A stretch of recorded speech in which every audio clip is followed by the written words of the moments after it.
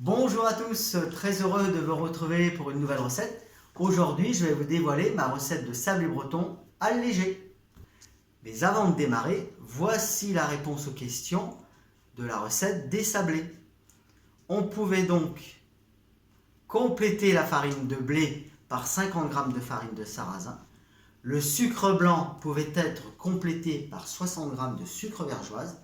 Les 50 g de beurre enlevés pour alléger la recette sont remplacés par un œuf entier. Un œuf entier pèse 50 g.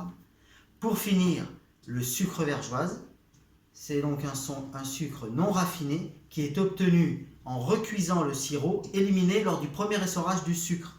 Il en existe du blond ou du brun.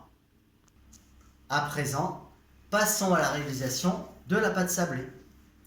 Je commence par préchauffer mon four à 180 en air pulsé.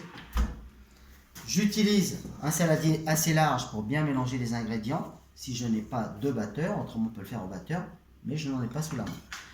Je verse les 150 g de farine de blé, les 50 g de farine de sarrasin, les 50 g de poudre d'amande,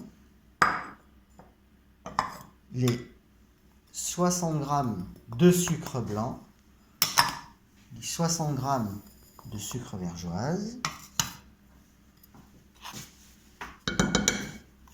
le beurre mou, donc je l'ai sorti un petit peu avant pour qu'il soit mou. Ensuite, j'aime bien y mettre aussi une petite pincée de fleur de sel, pour amener un petit croquant. Et à présent, je vais mélanger la pâte pour sabler le mélange. Voilà, on appelle ça sabler le mélange. J'ai commencé à mélanger les ingrédients. Je rajoute un sachet de sucre vanillé, un demi-sachet de levure chimique. C'est donc cet ingrédient qui va permettre d'aérer la pâte en cuisson et de rendre les sablés plus sablés. Comme vous pouvez le voir, je sable ma pâte. On peut le frotter dans la main comme ça. Voilà. Sabler la pâte, c'est incorporer le beurre avec tous les ingrédients pour avoir un mélange bien sableux. Voilà. Et ensuite, on va incorporer l'œuf afin d'obtenir une belle pâte. Voilà.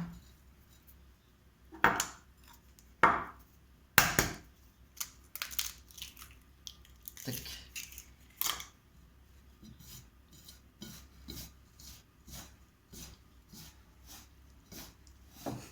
Voilà.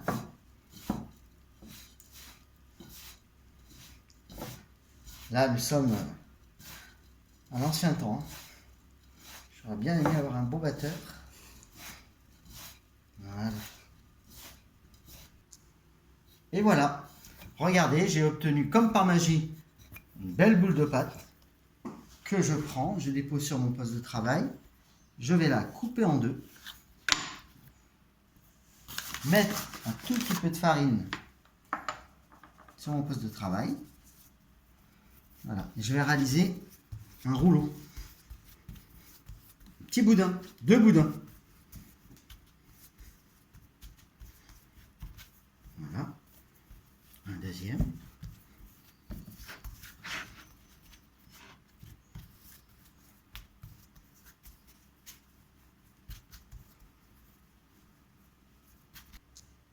Voilà, je reprends mon petit cylindre, mon rouleau de pâte, et je vais réaliser des petits ronds de pâte à peu près de 1 cm.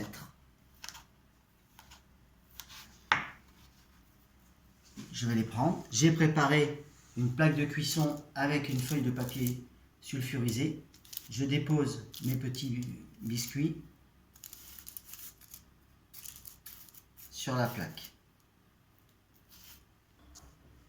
Voilà, tous mes petits biscuits sont déposés sur la plaque et je vais les mettre au four à 180 dans le milieu du four pour une durée de 2 fois 9 minutes.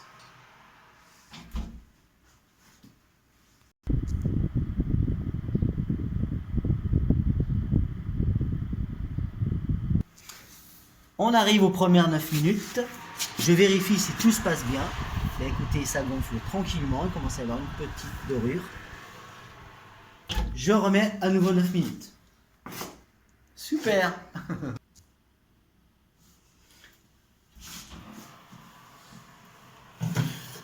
Génial! Voilà, les sablés sont cuits. On va les mettre à refroidir sur une grille. On ne les débarrassera que quand ils seront complètement froids. On les déposera dans une petite boîte à biscuits. On les rangera et on ne les mangera que demain. Ils seront meilleurs quand ils auront reposé une journée. Voilà, à présent, je vous souhaite une bonne réalisation et je vous dis à très vite. Ciao, ciao!